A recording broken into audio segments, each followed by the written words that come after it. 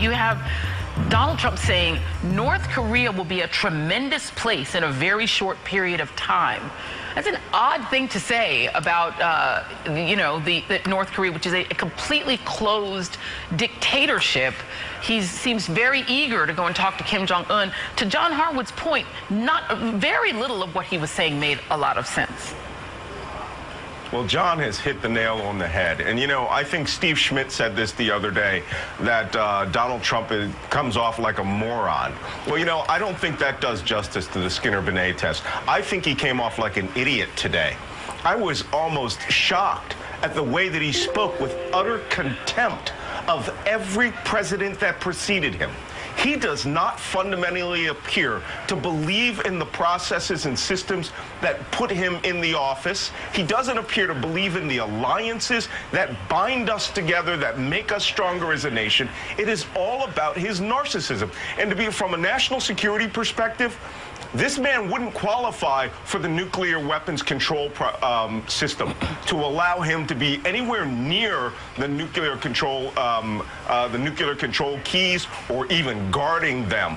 I mean, I'm really shocked at the way that he speaks because it is all Donald Trump centric. He came off like Mad King Donald, not President of the United States. Yeah, Sarah, there used to be a thing where Republicans sharply criticized even the Dixie Chicks for being on foreign soil and criticizing the American president. You now have an American president trashing all of his predecessors, congratulating world leaders on tricking U.S. leaders, American presidents, seeming to have more respect in many ways for the leader of North Korea than for his own predecessors, blaming President Obama for Russia invading Crimea and annexing it. I mean, it is pretty stunning to hear an American president speak that way about his own country, his own country's former leaders. Yeah, absolutely. I mean, whatever way you look at it, Donald Trump is not working for the United States. He's not working for the interests of the United States. He's not working for the interests of U.S. workers. You can see the effects of these tariff policies in states like mine, Missouri, that voted for him in terms of what's happened to soybean farmers, what's happened to the Harley-Davidson plant in Kansas City. But to look at it more broadly, Trump's relationships are basically set on what can a leader of a country do for Trump. So he's favorable to China. He's favorable now to Kim, because he thinks he's getting this kind of ego boost. It's enormously destructive, and it's shameful that the GOP has not done anything. They know that these policies are going to hurt their states. And whatever short-term view they have, whatever careerism they have, in the long run, this is going to devastate America. They may think they're fine. Their kids won't be. Their grandkids might not be. And there might not be a country for them to inherit. So they need to take this seriously, and they need to act now. Yeah, and David, everyone in the GOP essentially has been recruited. Yeah. He has taken Larry Kudlow, a man that Dan and I both. I mean, I can't say. I used to go on his show too. Everyone's been. He's recruited the entire party. Yeah. Picking up on John's point, if, Joy, you were talking to me this morning the way we just heard Donald Trump talk, I would ask you if you had taken any medication and advise you not to operate any heavy machinery. Wow. I mean, he seemed disconnected from reality. I mean, he has taken the art of lying, or some people call it BSing, to a new level where he just looks you in the eye and says, the level of the relationship here is a 10. A 10, I tell you. And everyone knows, everyone in the room knows he's not telling the truth. Even his fans, his supporters, cheer him on when he gets away with his BS. And I have to say, we haven't had a press conference with him in a long time.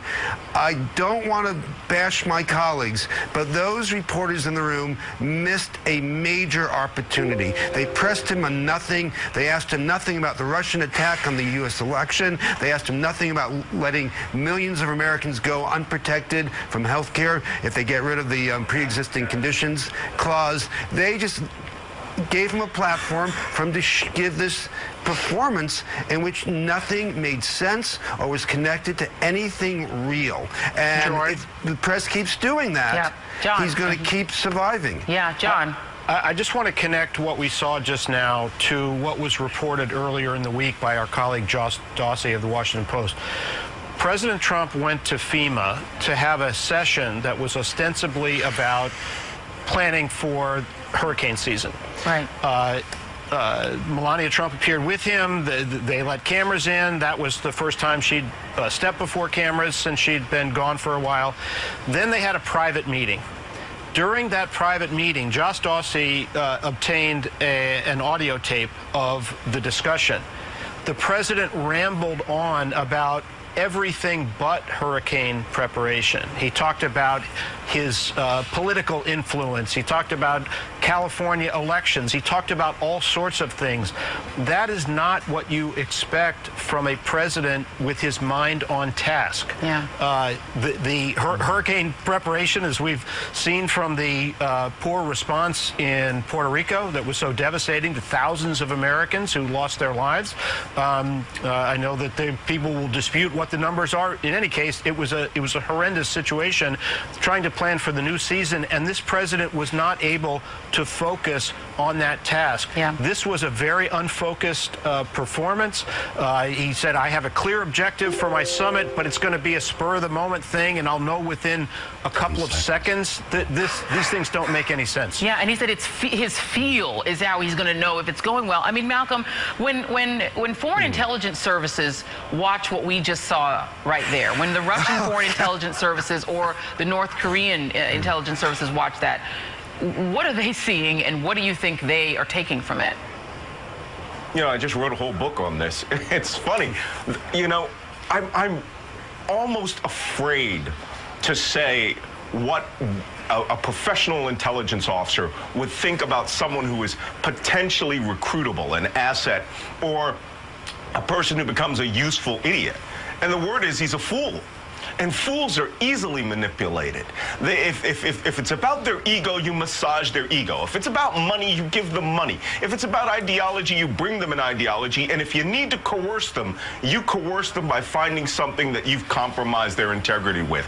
Donald Trump has all of those. He is a dream for a foreign intelligence officer or a case officer. But he is being handled right now by a former KGB human intelligence officer who has him by the puppet strings. And, you know, North Korea, on the other hand, understands that you want to manipulate Donald Trump, you give Donald Trump something for his ego. China will give, licenses to his daughter. The Saudis and the Emiratis will just try to buy him outright. No president has ever been like this. This is why foreign nations didn't like Obama. His integrity level was so high, there was no getting at the man. And that was pretty much the same from George Washington to Obama. Now we've got a completely different president. The man is vulnerable everywhere.